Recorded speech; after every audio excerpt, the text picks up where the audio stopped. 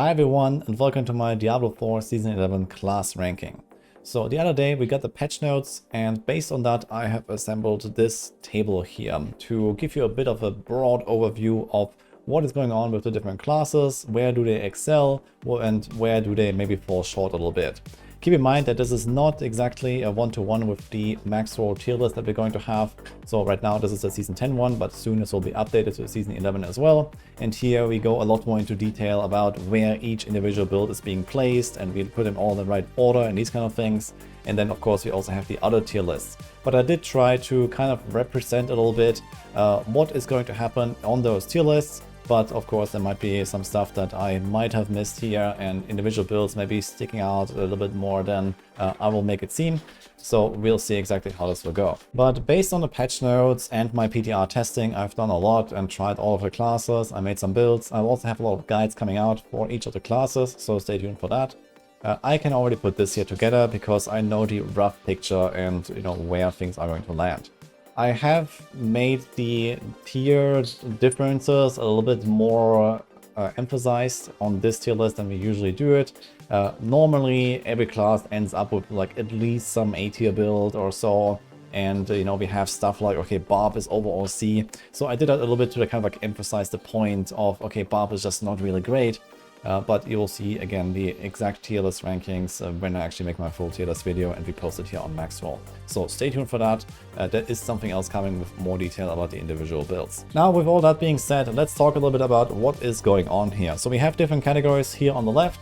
So I will talk about build diversity, leveling, endgame, and then pushing, speed farming. There's like all of kind of the endgame stuff once you're optimized, lair bossing as well, and also like general, like how does it feel, how easy is it, group utility, hardcore, and sanctification. So I kind of want to go through this, and I didn't really do like very exact science here, but I did try to give them like an overall ranking based on all of these categories combined, putting a little bit more emphasis on, for example, the end game progression and the build diversity than, for example, something like group utility, which is probably like a relatively minor part for most people. So I did try to kind of like even this out and then give my best like idea of what it's going to be.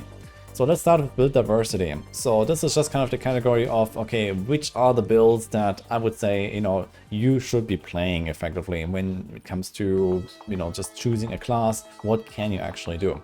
Well, for the Barbs, it is not looking that great, I gotta say. So we have Lunging Strike yet again as kind of like the best build, it looks like.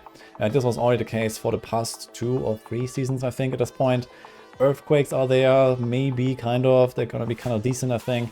And after that, it's not really all that much. There was this Hoda stuff on the PTR that people were playing with the Selig, but that has been changed, and that was obviously not going to go live the way it was anyway.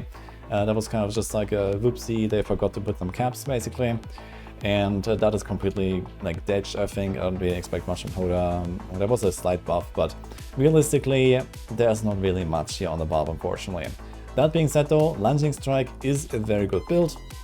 So at least you have that going for it, and if you like that build or if you want to try it out for the first time, it is actually a pretty good choice. Then you have the Druids. So Druids, the TLDR is they are going to be way more squished than they used to be. They got a lot of nerfs, and especially on the defensive side, like all of the non-bear stuff is looking really bad. So Wolves are kind of like dead in the water. They're also on top of that relatively weak, so like Tornado stuff and like Shred is, yeah, maybe it's like okay offensively, but you're gonna die, basically. And yeah, we have the Earth/Bear builds that have some defenses on top of having pretty decent output. So we have the Pulve there, we have Boulder, we have Kata, they're all kind of Bear builds, they have a lot of synergies there. So they're okay, but again, we have kind of the same builds that we already had in previous seasons, with roughly a similar ranking between the builds as well. Then we have Necros. So Necros is kind of like a big minion season. They are getting a new item for golems. So we have like 3 golems now. That is actually a pretty good build. I will also have a guide on this. And that is definitely something I see people getting excited for. Skellies are there as well. You can play the mages, and there's Mandelen builds and these kind of things. So it's kind of a good old mini Necro is a thing. There is also like Shadow Blight and Bone Spirit, and definitely decent variety, I would say. There's like decent Necro builds out there. Nothing is super crazy, I would say, but you're gonna have a pretty good time on a bunch of them. But yeah, when it comes to blood builds, there were some buffs in the patch, but I think this is all just completely dead still. This is not anywhere close to enough. so I wouldn't really hold my breath. Then we have the rogues. Rogues actually have relatively decent diversity, I would say, but everything is just kind of whatever. So this is kind of the kind of bottom line here. Everything is kind of okay, nothing is really crazy. Most of it is not really bad. So it's just mid basically. So this is kind of where they land. So I gave them a pretty high ranking here for build diversity because you can play a lot of things as a rogue, but nothing really sticks out, and it's like, you know, the entire class is just kind of okay basically. Then we have the Zorks. They are really bad on build diversity. I gave them a D here. That is because they have what I consider the best build of the season. I already have a video out on this actually, Crackling Energy Zork. It is really good. So this is just, you know, fast, easy, giga damage. Yeah, it just has it all basically. But outside of that, Zorks have like absolutely nothing. So that is kind of what we can expect here. There were some buffs for like Frozen Orb and a bunch of other little attempts of buffing something, but overall that all kind of fell short of what it has to be. And yeah, we have Cracking Energy that is just ridiculous. So they have really bad build diversity, but they have the best build. This is also kind of like the reason why I see this here, for example, with overall, yeah, the overall Zork class state is really bad, but they have the best build. So I didn't want to give them an S because of that, but I also didn't want to give them a too low ranking. So I do consider Zorks pretty good because of this build if you want to play just the meta basically. And then we have Spiritborn. So Spiritborn is the best class by a mile, I think. So it has many good builds, and many of them are also fast, and you know, it can push very high and all that kind of stuff. Insane build diversity. We're talking about probably like 8+ builds or so that I would consider very good. So yeah, there's Evade, of course, then you have Kepelecke, multiple variants of that. You have Spirit Hall builds, actually making a full new guide for like Beast Strike and stuff like that. Thorns builds, Banazan builds.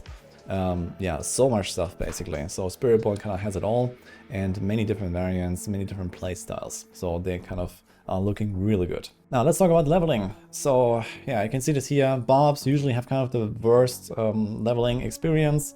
It's kind of like slow melee. You have to rely on like the cooldowns and throw a mighty throw and then do like a ground stomp and yeah, kind of like slowly whack your way through the enemies. Nothing really crazy until you get like a Monic plus tech combo. So if you run a bit of Undercity, then you get that and you blasting. But outside of that, yeah, leveling, at least outside of campaign, let's say, where your character power actually matters a little bit, if you do like health high leveling or something like that, it's usually not great on the Barb. So this is kind of like what I can say here, until you get those runes and then you're kind of blasting. For all the other classes though, I think there are actually pretty good leveling experiences available. So there's usually at least 1 or 2 builds that are really good. So on the Druid, it's just kind of like, you get the level 15, which is a bit slow, but then you get the Spirit Boons all at once, and you know, suddenly have like giga resources, damage, attack speed, everything, and you're blasting basically, and if you find an aspect on top of that, GG. Then you have Necros, they're also usually very good, just minions carrying them early on, and then you can go straight into like a minion endgame build, for example, so you have a pretty smooth experience. Rogues are also usually very good, Dancer Nice especially sticks out here. But the rest usually works and also has decent aspects that you can usually get from Codex. There's also Arrow Storms aspects you can unlock, for example. So that kind of makes every rogue build a breeze. The Zorks are also okay, especially Shocking Impact plus Familiar is a very strong combo that kind of carries you really hard. You walk into a Helltide, you press your Familiar, and it just destroys the entire screen with the Shocking Impact. So that's very nice. You can also do other stuff, like Incinerate is kind of decent for leveling, for example. And so you throw in some Hydras, and it's always a good time. And then we have Spiritborn, which is just kind of the craziest here. So yet again, Spiritborn kind of overtuned. Evade especially is just an insane progression build. You started at level 15 and you never stop. And it's just kind of like the build, you know, that you can play. So in terms of like, if you want to stick to one build from start to finish, that will probably be Evade, but otherwise I also like Crackling Energy Zork can get online relatively fast in early tournaments at least. Alright, let's continue with the endgame progression here. So yeah, in terms of like gearing up and then going from like T1 to then Tournament 4 until you're kind of like online and your build is like, you know, fully built and you're blasting through everything. In the case of the Barb, usually have like a kind of slow progression. You have to get like a lot of uniques. You have to get like Relentless, try to scale that up with extra maximum resource and these kind of things as well. So overall, yeah, also especially talking about, for example, lunging strike build, this is like a basic attack build. You also need those basic attack aspects like adaptability, which is not easy to get. You need like, Shard of Irathiel, a lot of stuff. So yeah, kind of a slow progression to really get online here. For the druids, it's kind of hard to find like a middle ground. If you play Polarized, that is actually pretty crazy. But for the other builds, you need a little more stuff to get online. But yeah, in terms of like, if you play Pol, you get a Rotting Nightbringer from a bunch of Obols once you're in Torment 1, and you're gonna start annihilating. So that is pretty good, pretty easy progression up. But for the other builds, you need a bit more like work there. You usually need to have like something like Vasilis to then convert your skills into like bear skills, for example. And you might need other uniques to actually like make the combos work with Boulder and Cataclysm and so on. Then for the Necros, I would say, yeah, usually pretty smooth progression. They're generally powerful from the start, going from the easy leveling experience straight into endgame. But normally they have kind of like low speed, they don't have mobility skills and so on. So yeah, you have an easy time, but you don't really go very fast. So, the farming speed is just not that high. For the rogues, yeah, they kind of go fast, but they don't have the power. So again, this goes back to everything is kind of mid. So you also need some stuff to really get online because the overall class power level is somewhat low. And for example, if you do something like Dance of Knives, it did get an upgrade with like the new unique, for example, and it's better than before. But all the way to Torment 4, you definitely have to invest in your character. It can work, but you might have to also switch the build along the way if you really want to like fast forward your progression a little bit. And then we have Zorks. I think they're kind of okay in terms of progression. So especially if you play Crackling Energy, then you get Isadoras, you can get it from Zir, so that's kind of easy to farm. And as soon as you get that, you start blasting and you should be fine. And then there's a bunch of other uniques that kind of like work towards, like the Galvanic Ring or something like that. And then maybe later you can get a Raiment, and then you can upgrade that into a Shroud and so on. So yeah, it's mostly just kind of like trying to get a lot of cooldown reduction in most Zork builds. That is usually a very strong start. There's also the new Mace or Zivane that you want to try to get with good rolls, and then you actually have a lot of damage here. And lastly, Spiritborn. Since Spiritborn is so strong on a bunch of builds, they usually have a very good time. So Evade again kind of sticks out here. But also if you play the Capelege builds, you go and maybe gamble some quarter stuffs. It's pretty easy to just gamble a Capelege, for example, if you play, Crushing Hand or Quill Volley or something like that. And you easily gonna blast like for everything as soon as you get that. And then you get other upgrades, like a Harmony Helm, also not hard to get. You get a Midnight Sun Ring, also not hard to get. And suddenly you have like a full combo online of like 2-3 uniques, and you are in Torment 4 basically. Then we have pushing. So how high can those classes really go? Now I don't really have like exact numbers on those. We had a bunch of bugs on the tower, and the bosses had too much HP and these kind of things. But I do expect that we're gonna see Zorks and Spiritborns pushing the highest. So I think that again we have a lot of very powerful builds here. And again, Crackle is very good. It is not just super fast, but it's also super powerful. It decimates bosses, so that is going to be very good, maybe the best, just because boss HP might matter so much. And otherwise, yeah, Spiritborn, we have kind of the same options as here before. Maybe Evade kind of drops out in pushing at some point, and the other builds kind of shine a little bit more. They don't go as fast, but they have a lot more power. Yeah, for the other classes, yeah, they're kind of mid, I guess. So Necro is looking kind of solid in terms of raw power. I think they're going to catch up a little bit to the other two. And then, yeah, maybe we're gonna see Rogues actually also push relatively high with like the Alpha Maker stuff. We saw them catch up a lot in Season 10, for example. But those builds are neither fun nor very easy to play necessarily. And if you're taking just like the normal builds, let's say you do Dance of Knives, or you do a random Pen Shot build or Barrage build or Flurry or so, they're all not really gonna be great. So you have to like really like change your build a lot and then play this stuff, and then maybe that's kind of decent. I think Druid's gonna be fine, at least with something like Pulf. And I guess Barb's also gonna be fine with something like Lunge, and I'm not sure where the other builds will land, but it might also be kind of strong for pushing. Speed farming wise, we have this ranking here. So yeah, Barbs are decent. Druid's actually pretty fast these days. So we have yeah, pretty good screen clearing builds like Cataclysm, Boulder. They are pretty fast builds actually. So Druids are generally doing kind of good here. So once you like set up and you have like a Jar rune in your setup and these kind of things, you're actually kind of flying. Necros, yeah, they have not really great mobility. Similar to the druids, to be honest. Druids also don't really have a mobility skill, but Necro also usually has a bit more of a setup for their skills and for their builds, and maybe you have to really rely on like a corpse tendril to pull stuff in, else you don't really hit enough, or your minions are just kind of slow and actually doing their thing, and these kind of things. Then rogues, they're usually pretty fast, they have a lot of mobility tools, they have perma movement cap no matter what, basically from pretty early on, so they feel very good. Sorks are obviously kings of speed farming, even with the teleport nerfs. This is still the best overall, like, you know, Sorks just go fast with like teleporting around everywhere, so it's very hard to beat that, and we're not gonna see anything come very close, I think, from other classes, even with like the season 11 teleport. And lastly, Spiritborn is also usually pretty fast, kind of like rogue level. You know, you jump around with something like Hunter or a Rushing Claw or Soar, plus, you know, you just have a lot of good coverage skills as well, so Spiritborn usually is pretty decent. Then it comes to bossing, so this is a ranking that is mostly based on kind of like lower stage progression. So, you know, as you try to gear up, I try to give a bit of a ranking here, like how this is gonna go, because later on he's gonna one-tap all the bosses anyway. But let's say you're like somewhere in Torment 2 trying to get your uniques or something like that, or like trying to break into Torment 4, you know, like you're gonna have a bit of an easier and harder time depending on the class. So yeah, for the Bobs, we have the same old problem. It already needs a lot of gear to even kind of get online. So you have to first farm a bunch of bosses on like Torment 1 or Torment 2, where it's kind of easy, and then try to get those uniques, and then try to like make your way up from there. And at some point it's gonna be fine. You are tanky, you're not gonna have a very hard time, but it's not necessarily gonna be very fast. Druids, Pulverize is ridiculous, so that will kind of carry you really hard if you play that at least. For the other builds, they usually don't have great boss damage, so Boulder and Cutter, for example, if you play those, they will definitely need a bit more investment until they get to the point where you like blast those bosses. And yeah, let's not talk about the wolves, I guess. Then we have Necros. They're usually pretty high power level, so this kind of like carries forward here all the way with what I talked about. Rogues have generally a bit of an issue here.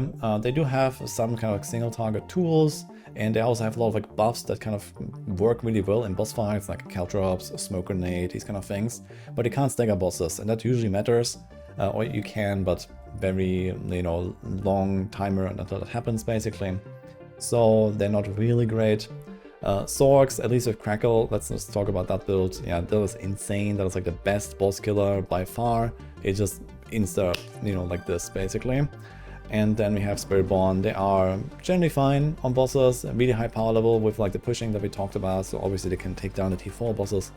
But you might be a bit squished, maybe you get randomly clapped if you do a mistake, or maybe early on when you actually fight the bosses for a little bit, it might be a bit of a dangerous fight, so especially in hardcore, watch out for that. Then ease of play. So how is this looking?